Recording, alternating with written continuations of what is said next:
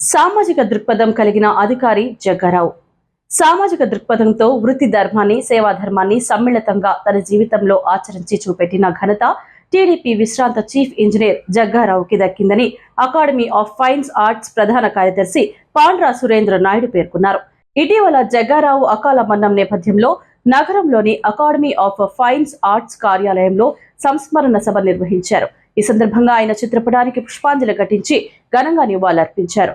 అనంతరం ఆయన మాట్లాడుతూ భారతీయ ఆధ్యాత్మిక, సాంస్కృతిక, సంప్రదాయ రంగాల పరిరక్షణే ధ్యేయంగా ఆవిర్భవించిన అకాడమీ ఆఫ్ ఫైన్ ఆర్ట్స్ ప్రస్థానంలో గడిచిన 4 దశాబ్దాలుగా జగ్గారావు పాత్ర ఎనలేనిదని గుర్తు చేసుకున్నారు.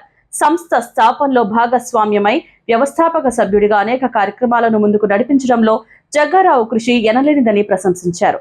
అదేవిధంగా అకాడమీ ప్రముఖులు డాక్టర్ ఆకెళ్ల విభీషణ శర్మ, ఏపీ నాయుడు, రామచంద్ర నాయుడు, గీతాంజలి తదితరులు మాట్లాడుతూ తిరుమల తిరుపతి దేవస్థానం ఉద్యోగిగా ఉంటూనే సామాజిక కార్యక్రమాల నిర్వహణలో జగ్గారావు ఎంతో ఉత్సాహంగా భాగస్వామి అయి ఆయా కార్యక్రమాలను విజయవంతం చేయడంలో జగ్గారావు పాత్రను అకాడమీ ఆఫ్ ఫైన్ ఆర్ట్స్ ఎప్పటికీ మర్చిపోలేదని పేర్కొన్నారు.